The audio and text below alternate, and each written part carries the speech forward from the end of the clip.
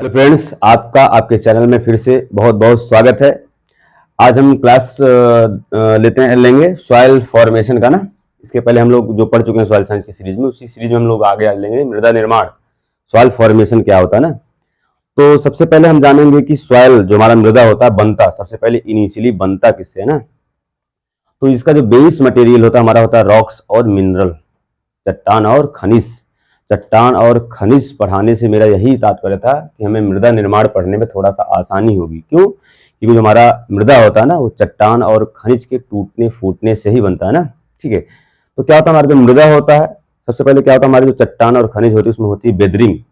और चट्टान और खनिज में बेदरिंग यानी कि क्षरण होने के बाद बनता है पेरेंट मटेरियल या स्मॉल पेरेंट मटेरियल ना, जिसे कहते हैं हमारा पेरेंट मटेरियल या कहते हैं मूल पदार्थ बोलते हैं ना। हमारा क्या बनता है, हमारे रॉक्स और मिनरल हैं वो टूट फूट कर मूल पदार्थ बनाते हैं, पेरेंट मटेरियल बनाते हैं। तो पहला स्टेप हमारा सॉइल फॉर्मेशन का यही होता है कि रॉक्स और मिनरल से हमारे पेरेंट मटेरियल बने या रिगोलिथ बने, इसी को क्या बोलते हैं हमारे रिगोलिथ। और दूसरा स्टेप क्या होता है हमारा, जो रिगोलिथ बन गया है हमारा रॉक्स और मिनरल से, उससे क्या हो हमारे छोटे छोटे पार्टिकल का निर्माण हो, चाहे प्राइमरी पार्टिकल हो चाहे सेकेंडरी पार्टिकल हो ना। तो हमारे जो प्राइमरी और सेकेंडरी पार्टिकल बनते हैं हमारे मृदा के पार्ट होते हैं। तो सिंपली हमारा ये प्रोसेस होता है कि रॉक्स और मिनरल से हमारा रिगोलिथ बने और सेकंड स्टेप में रिगोलिथ से हमारे सॉइल पार्टिकल का निर्माण हो। इस पूरे प्रोसेस को हमारा क्या कहते हैं, सॉइल फॉर्मेशन या मृदा निर्माण। तो आप लोग परिभाषा लिखना चाहो तो लिख लो, या फिगर बना रहे हैं हम लोग उसको बना लो। क्या होता है हमारे बड़े बड़े रॉक्स होते हैं और खनिज होते हैं ना, यानी कि रॉक्स और मिनरल्स होते हैं ना। तो ये इनका होता है क्षरण, तो होते हैं बेदरिंग स्टेज फर्स्ट या बेदरिंग स्टेज फर्स्ट, इसे लिख लो आप लोग। कौन सा होता है, स्टेज फर्स्ट की बेदरिंग होती है। ठीक है, उसके बाद हमारे क्या बोलते हैं, इसी का छोटा छोटा पार्ट बन जाता है ना, उसे बोलते हैं हमारा क्या बोलते हैं, उससे रिगोलिथ भी बोलते हैं। ठीक है, कभी कभी पेरेंट मटेरियल इसको बोल देते हैं। ठीक है, हमारा क्या बनता है रिगोलिथ। रिगोलिथ इसी का नाम ले लो पेरेंट मटेरियल, पेरेंट मटेरियल। ठीक है, ये फर्स्ट स्टेज की बेदरिंग के बाद जो होता है रॉक्स और मिनरल के फर्स्ट स्टेज की बेदरिंग के बाद हमारा बनता है। ठीक है, क्या बनता है हमारा रिगोलिथ या इसे बोलते हैं हमारा पेरेंट मटेरियल है। हिंदी में लिखना चाहिए उसे बोलते हैं हमारा रॉक्स या मिनरल या बोलते हैं मूल पदार्थ या मूल चट्टान, इसे क्या बोलते हैं मूल चट्टान।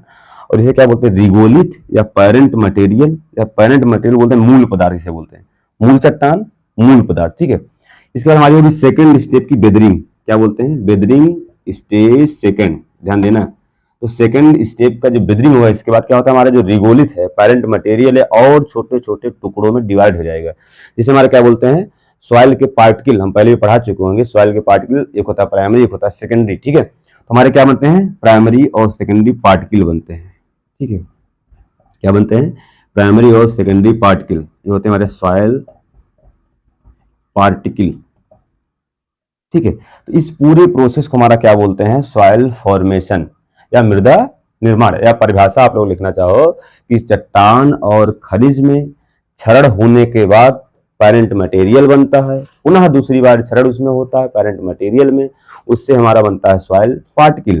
तो रॉक्स और मिनरल में क्षरण के द्वारा पेरेंट सॉइल पार्टिकल का बनना ही क्या कहलाता है हमारा सॉइल फॉर्मेशन या मृदा का निर्माण। तो सिंपली जानो कि रॉक्स और मिनरल से सॉइल के पार्टिकल बने, उस प्रोसेस को क्या बोलते हैं हमारे सॉइल फॉर्मेशन या मृदा का निर्माण। एक स्टेप में आप लोग बना दीजिएगा। ठीक है, अच्छा एक क्वेश्चन पूछता है कि जो हमारा 1 सेंटीमीटर सॉइल है या 1 इंच कभी कभी देता है, 1 इंच सॉइल के बनने में, एक सेंटीमीटर नहीं 1 इंच, आप लोग याद रखो 1 इंच सॉइल के बनने में कितना वर्ष लगता है। क्वेश्चन बहुत बार पूछा जा चुका है ना एग्जाम में। तो क्या होता है जो हमारा 1 इंच सॉइल है उसके बनने में लगभग 800 से 1000 वर्ष लगते हैं, 1000 वर्ष लगते हैं। इतने टाइम के बाद हमारे 1 इंच मृदा का निर्माण होता है ना। तो हमारा सॉइल फॉर्मेशन ही होता है। अब सॉइल फॉर्मेशन में कुछ हमें जरूरी चीजें पढ़नी है, जो यहाँ से क्वेश्चन आता है ना। ठीक है, एक पढ़ना हमें सॉइल फार्मिंग फैक्टर, एक पढ़ना सॉइल फार्मिंग प्रोसेस ना। ठीक है, तो पूछता है कभी कि सॉइल फार्मिंग फैक्टर क्या होते हैं, सॉइल फार्मिंग फैक्टर्स। अच्छा, अगर परिभाषा पूछे सॉइल फार्मिंग फैक्टर्स आप क्या बताएंगे। ठीक है, यानी कि ऐसे फैक्टर या ऐसे कारक जो रॉक्स और मिनरल को सॉइल पार्टिकल बनने में मदद करते हो, ऐसे फैक्टर को क्या बोलते हैं, हमारा सॉइल फार्मिंग फैक्टर। या जो हमारा रॉक्स और मिनरल से हमारा सॉइल पार्टिकल बन रहा है, यहाँ से यहाँ तक जाने में जो जो फैक्टर इसमें मदद करते हैं, इसको प्रमोट करते हैं, उस फैक्टर को क्या बोलते हैं, हमारा सॉइल फार्मिंग फैक्टर, या हिंदी में से बोलते हैं हमारा मृदा निर्माण के कारक। ठीक है, हमारे मृदा निर्माण के कारक कौन कौन से होते हैं, अभी हम आगे बताएंगे ना। मृदा निर्माण के कारक मतलब ऐसे कारक जो मृदा के निर्माण में सहायता करते हैं, उसे हमारा क्या कहते हैं, मृदा निर्माण के कारक। ठीक है, और एक हमारा होता है सॉइल फार्मिंग प्रोसेस, मृदा निर्माण की क्रियाएं। ठीक है, उसमें क्या होता है कि ऐसी क्रियाएं जिसकी वजह से हमारे रॉक्स और मिनरल सॉइल पार्टिकल में बदलते हैं, जिस प्रोसेस जिस क्रिया के द्वारा हमारे रॉक्स और मिनरल सॉइल पार्टिकल में बदलते हैं, ऐसी क्रियाओं को हम क्या बोलते हैं, सॉइल फार्मिंग प्रोसेस या मृदा निर्माण की क्रियाएं। तो आज वाली क्लास में लोग सॉइल फार्मिंग फैक्टर को थोड़ा सा डिटेल पढ़ेंगे, बाकी नेक्स्ट क्लास में जो है सॉइल फार्मिंग जो होता है प्रोसेस वगैरह पढ़ेंगे ना। यहाँ से क्वेश्चन पूछा जाता है हर एग्जाम में, सॉइल फार्मिंग फैक्टर और सॉइल फार्मिंग प्रोसेस दोनों से क्वेश्चन जो होते हैं अपने एग्जाम में रहते हैं। ठीक है, जैसे अपने टीए वाले एग्जाम में भी रहेगा, हमारा प्रीलिम्स इसका होगा क्या नाम है, यूपीपीसीएस सीनियर टीए वगैरह का, वहां भी जो है हमारा इन दोनों टॉपिक से क्वेश्चन फिक्स से रहेगा ना। ठीक है, तो सबसे पहले हम पढ़ेंगे सॉइल फार्मिंग फैक्टर। ठीक है, सॉइल फार्मिंग फैक्टर क्या होते हैं, ऐसे फैक्टर जो मृदा यानी कि हमारे रॉक्स और मिनरल से मृदा निर्माण में जितनी प्रोसेस इन्वॉल्व है, उनमें जो फैक्टर जो कारक कार्य करते हैं, वर्क करते हैं, जिनकी वजह से क्रिया होती है, उसे कहते हैं हमारा सॉइल फार्मिंग फैक्टर, मृदा निर्माण की क्रियाएं। हिंदी में लिख लो, मृदा निर्माण की मृदा निर्माण के कारक, फैक्टर का मतलब होता है कारक ना। ठीक है, अब इसको सबसे पहले बताया किसने था, तो सॉइल फार्मिंग फैक्टर को सबसे पहले हमारा बताया था डाकुचेव, जो सॉइल साइंस के फादर हैं। सबसे पहले सॉइल फार्मिंग फैक्टर के बारे में इन्होंने ही बताया था ना, कौन, डाकुचेव। ये क्वेश्चन पूछ लेता है कि सॉइल फार्मिंग फैक्टर के बारे में सबसे पहले किसने बताया था, डाकुचेव। और जो बताया था, इन्होंने बताया था सॉइल फॉर्मेशन में 3 फैक्टर जो होते हैं कारगर होते हैं, रिस्पॉन्सिबल होते हैं मृदा के निर्माण में। कितने कारक, 3। ठीक है, और वो कारक कौन कौन से होते हैं, हम फंडा बताते हैं, पकलो याद कर लो, PCLO ना। पी का मतलब होता है पैरेंट मटेरियल। ठीक है, और Cl का मतलब होता है क्लाइमेट, क्या होता है, क्लाइमेट। और O का मतलब होता है ऑर्गेनिज्म। तो क्वेश्चन पूछता है, जब डाकुचेव सॉइल फार्मिंग फैक्टर या मृदा निर्माण की क्रियाओं के बारे में बताए थे, तो उन्होंने बताया था कितने फैक्टर है, क्वेश्चन पूछता है कि कितने फैक्टर के बारे में चर्चा किए थे। तो कितने फैक्टर के बारे में चर्चा किए थे, 3। और तीनों फैक्टर कौन कौन से, हमारा पैरेंट मटेरियल, क्लाइमेट और ऑर्गेनिज्म। पैरेंट मटेरियल मतलब पैतृक पदार्थ या मूल पदार्थ, क्लाइमेट का मतलब होता है जलवायु, और तीसरा ऑर्गेनिज्म मतलब होता है जीव मंडल, हमारे जीव होते हैं ना। तो डाकुचेव ने 3 फैक्टर्स बताए थे, 3 फैक्टर अपने हैं। अच्छा, कभी इसे फार्मूले के रूप में लिखता है, ऐसे लिखता है S=F, यहाँ लिख देता है PCLO ना। इसका मतलब ये होता है हमारा, ये इसका मतलब होता है सॉयल, इसका मतलब क्या होता है, सॉयल जो हमारा मृदा जिसका निर्माण हो रहा है, और किन फैक्टर के इंट्रैक्शन हो रहा है हमारा, इसे बोलते हैं फैक्टर। मतलब फैक्टर पैरेंट मटेरियल, क्लाइमेट और ऑर्गेनिज्म। तो पुस्तक सबसे पहले फैक्टर किसने दिया था, डाकुचेव ने दिया था। कितने फैक्टर बताया था सॉइल फार्मिंग के, 3 बताया था। और तीनों कौन कौन से होते हैं, हमारे पकलो, पैरेंट मटेरियल, क्लाइमेट और ऑर्गेनिज्म। उसके बाद दूसरे साइंटिस्ट हमारे आए, ये जो हमारे डाकुचेव 3 फैक्टर दिए, इसी में 2 फैक्टर और ऐड कर दिए, 2 फैक्टर और ऐड कर दिए। ठीक है, तो कौन से, हमारे जेनी साहब थे, जेनी एक साइंटिस्ट है ना। जेनी साहब क्या किए, जो हमारे डाकुचेव साहब दिए थे 3 फैक्टर, उसी में 2 फैक्टर और ऐड कर दिए। और अब जेनी के बाद जो होते हैं, जब जेनी दे दिए, तब सॉइल फार्मिंग के कितने फैक्टर हो गए, 5, यानी कि 2 और ऐड कर दिए, 2 फैक्टर और ऐड कर दिए। ठीक है, और कौन कौन से हमारे, इसे बोलते हैं हमारा रिलीफ, और हमारा टोपोग्राफी रिलीफ हो गया हमारा, और हमारा हो गया टाइम। ठीक है, लिख लो आप लोग, रिलीफ, टाइम। तो रिलीफ और टाइम जेनी ने ऐड कर दिया, अब कितने फैक्टर हो गए, 5।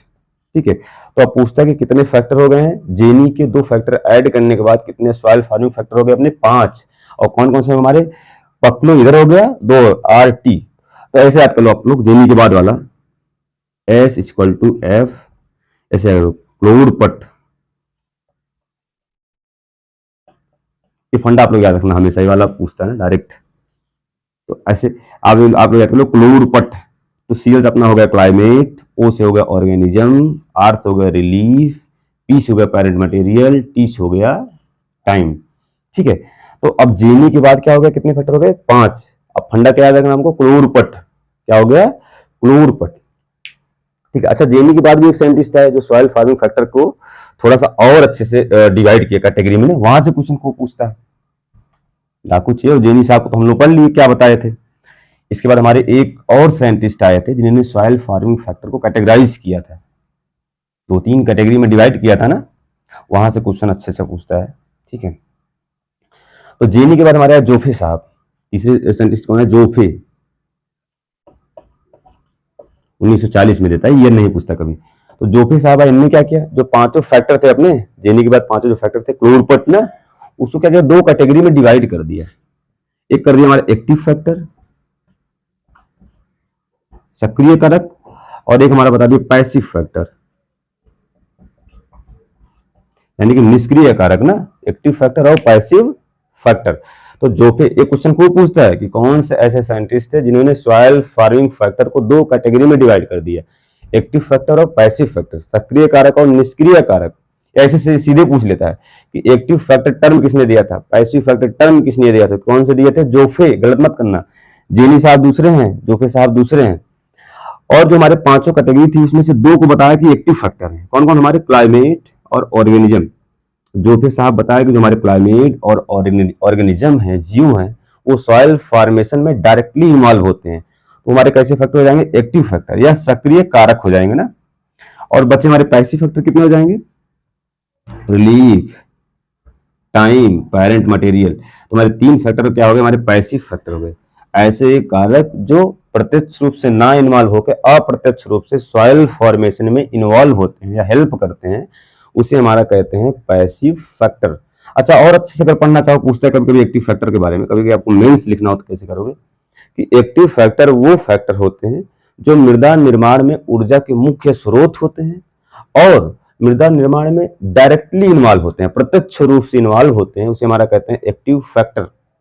ऊर्जा के स्रोत कैसे हो गए, मान लो हम क्लाइमेट की बात करते हैं, क्लाइमेट हमारे बहुत से ऐसे मतलब उसमें आते हैं फैक्टर, जैसे हमारा हो गया रेनफॉल हो गया, ठीक है, सन की जो एनर्जी आती है, सन का जो लाइट आता है वो हो गया, विंड हो गई, कैसे क्लाइमेट के वो सब है ना कंपोनेंट है। और विंड कैसे ऊर्जा का स्रोत होता है, हमने बताया ना, जो एक्टिव फैक्टर होते हैं सॉइल फॉर्मेशन में ऊर्जा के स्रोत की तरह कार्य करते हैं ना। जैसे मान लो हम क्लाइमेट की बात कर रहे हैं तो उसमें हमारा विंड की बात करें तो विंड कैसे ऊर्जा का स्रोत होता है, तो होता है ना, जैसे मान लो कोई हमारा रॉक्स है, कुछ हमारे ऐसे रॉक्स होते हैं उसमें क्षरण क्या होता है, विंड के द्वारा होता है, हमने बताया था मशरूम रॉक्स का निर्माण होता है ना। तो विंड में भी जो हवा हमारी चलती है उसमें ऊर्जा होती है ना, ऊर्जा होती है, ठीक है, बल कुछ लगाता है जब चलती है ना, उससे हमारा क्षरण होता है, यानी ऊर्जा तो दे रहा है ना। तो जैसे हमारा विंड हो गया ऊर्जा स्रोत, ऐसे हमारी वर्षा की जो बूंदी होती है उसमें भी ऊर्जा होती है जो ऊपर से आती है, कुछ चट्टानों को उसमें तोड़ फोड़ करती है, उसमें ऊर्जा है तभी तोड़ फोड़ कर रही है। ठीक है, ऐसे होता है, यानी कि जो हमारे एक्टिव फैक्टर होते हैं वो ऊर्जा के मुख्य स्रोत होते हैं, कहाँ, सॉइल फॉर्मेशन में, और सॉइल फॉर्मेशन में डायरेक्टली इन्वॉल्व होते हैं, हमारे कहते हैं एक्टिव फैक्टर। इसका एग्जाम्पल आप लोग याद रखना, क्लाइमेट और ऑर्गेनिज्म, या फंडा आप लोग याद करना चाहो कि सीओ साहब बहुत एक्टिव रहते हैं ना, तो सी यानी क्लाइमेट, ओ मतलब ऑर्गेनिज्म, तो क्लाइमेट और ऑर्गेनिज्म एक्टिव फैक्टर है, बाकी जो 3 बचे अपने अपने पैसिव फैक्टर हैं। और निष्क्रिय फैक्टर क्या होते हैं, ये ऊर्जा के मुख्य स्रोत ना होकर के उसका पार्ट होते हैं, उसके भाग होते हैं, जिससे हमारे मृदा का निर्माण होता है। और हमारे मृदा का निर्माण किससे होता है, रॉक्स और मिनरल का, ठीक है, रॉक्स और मिनरल से होता है, यानी जो पैसिव फैक्टर होते हैं रॉक्स और मिनरल के ही पार्ट होते हैं, ऊर्जा के स्रोत नहीं होते हैं, और मृदा निर्माण में इनडायरेक्टली इन्वॉल्व होते हैं, अप्रत्यक्ष रूप से इन्वॉल्व होते हैं ना, उसे हमारा कहते हैं पैसिव फैक्टर। अच्छा, बाद में भी एक कैटेगरी और आ गई है हमारे एक्टिव पैसिव, इसमें हुआ न्यूट्रल, न्यूट्रल फैक्टर ना, उदासीन फैक्टर। इसी टाइम को बाद में अलग कर दिया तो पूछता है कि सॉइल फॉर्मेशन में आपका न्यूट्रल फैक्टर कौन सा है, तो सॉइल फॉर्मेशन में न्यूट्रल फैक्टर अपना कौन सा होता है, टाइम, ये क्वेश्चन पूछ लेता है ना। ठीक है, तुम्हारे हो गए सॉइल फार्मिंग फैक्टर के बारे में, थोड़ा थोड़ा अगर फैक्टर के बारे में चर्चा करें 2-3 मिनट। ठीक है, क्लाइमेट क्या होता है, क्लाइमेट में क्या होता है, सॉइल फॉर्मेशन में बहुत मदद करता है, इसके बहुत से ऐसे कंपोनेंट होते हैं जो सॉइल फॉर्मेशन में बहुत ज्यादा मदद करते हैं। एक क्वेश्चन पूछता है कि क्लाइमेट का कौन सा कंपोनेंट सॉइल फॉर्मेशन में सबसे ज्यादा इफेक्टिव होता है, तो पूछते हैं रेनफॉल। रेनफॉल जो होता है सॉइल फॉर्मेशन में बहुत ज्यादा वर्क करता है ना, तो रेनफॉल सबसे ज्यादा इफेक्टिव होता है। रेनफॉल के बाद उसके बाद हमारा होता है टेम्परेचर, टेम्परेचर भी प्रभावित करता है ना, तो क्लाइमेट कैसे हो गया। अच्छा, क्वेश्चन और पूछता है कि जो हमारी मृदा, जिस मृदा का निर्माण क्लाइमेट के प्रभाव से होता हो। ये क्वेश्चन लिख ही लो आप लोग, क्वेश्चन है तो पूछता है।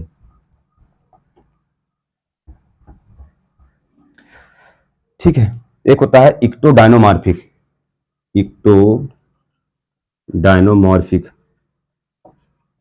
सॉइल, ठीक है, और एक हमारा होता है इंडोडायनोमॉर्फिक सॉइल। इंडोडायनोमॉर्फिक सॉइल, ये क्वेश्चन दोनों पूछता है ना, इक्टोडायनोमॉर्फिक मृदा, ठीक है, और इंडोडायनोमॉर्फिक मृदा सॉइल ना, ठीक है। इक्टोडायनोमॉर्फिक सॉइल क्या होती है? ऐसी मृदाएं जिनका निर्माण क्लाइमेट के प्रभाव से हो, जलवायु के प्रभाव से हो। किसके? क्लाइमेट के प्रभाव से हो। ऐसी मृदा जिनका निर्माण क्लाइमेट के प्रभाव से हो, उसे हमारा क्या बोलते हैं? इक्टोडायनोमॉर्फिक सॉइल। अब इसे याद करें, कैसे करेंगे? जब हम क्लाइमेट की बात करते हैं तो क्लाइमेट क्या होता है? हमारे सॉइल के अंदर थोड़ी बात करते हैं क्लाइमेट, जलवायु की। ज्यादा करके हम कहाँ बात करते हैं? हमारे सॉइल के ऊपर वाले जितने हमारे वातावरण में जो कंपोनेंट होते हैं, लॉन्ग टर्म चलते हैं, उसे हमारा क्लाइमेट बोलते हैं। तो एक तो मतलब बाहर, तो बाहरी प्रभाव से जिस मृदा का निर्माण होता है उसे हम क्या बोलते हैं? इक्टोडायनोमॉर्फिक मृदा, यानी कि जिसका निर्माण क्लाइमेट के, जलवायु के प्रभाव से हो, उसे हमारा बोलते हैं इक्टोडायनोमॉर्फिक मृदा। इसमें कौन कौन सी सॉइल आती है? लैटराइट सॉइल ना, लैटराइट सॉइल हो गया अपना, ठीक है। पोडजॉल सॉइल हो गया। तो लैटराइट सॉइल, पोडजॉल सॉइल का निर्माण क्लाइमेट के प्रभाव से होता है ना, इसलिए बोलते हैं इक्टोडायनोमॉर्फिक मृदाएं हैं ना। और हमारा होता है इंडोडायनोमॉर्फिक सॉइल। ये क्या होती है? ऐसी मृदा जिनका निर्माण पेरेंट मटेरियल के प्रभाव से हो। पेरेंट मटेरियल, ऐसी मृदा जिनका निर्माण पेरेंट मटेरियल के प्रभाव से हो, उसे हमारा कहते हैं इंडोडायनोमॉर्फिक सॉइल, ठीक है। इसमें क्या आती है? इसमें एग्जांपल आप लगाता है सैलाइन सॉइल, आप लोग पढ़े ना, alkali soil, sorry alkali, alkaline नहीं, एल्कली सॉइल हो गया, ठीक है। और हमारा हो गया कैल्सिफिकेशन से बनती है हमारी कैल्सिक सॉइल, कैल्सिक। और जेली सॉइल, जिसमें मोटर बनता है, आगे बताएंगे ना, जेली सॉइल। तो ऐसी मृदाएं हैं जिनका निर्माण पेरेंट मटेरियल के प्रभाव से होता है, ऐसे हमारा क्या कहते हैं? उसे कहते हैं इंडोडायनोमॉर्फिक मृदा। तो ऐसे करके हमारे फैक्टर हो गए। आप लोग इंडिविजुअली फैक्टर थोड़ा मोड़ा आप गूगल करके पढ़ लीजिएगा, या और कहीं से मिल जाए पढ़ लीजिएगा। बाकी इतने से ही क्वेश्चन आता है कि सॉइल फार्मिंग फैक्टर की कैटेगरी वगैरह ना, एक्टिव फैक्टर क्या होते हैं, पैसिव फैक्टर क्या होते हैं, एग्जाम्पल क्या होता है, किसने दिया था ना, सॉइल फॉर्मेशन होता क्या है, सबसे क्वेश्चन पूछता है। चलो आगे हम सॉइल फार्मिंग प्रोसेस के बारे में अगले क्लास में, अगले लेक्चर में हम लोग देखते हैं ना। Okay, thank you.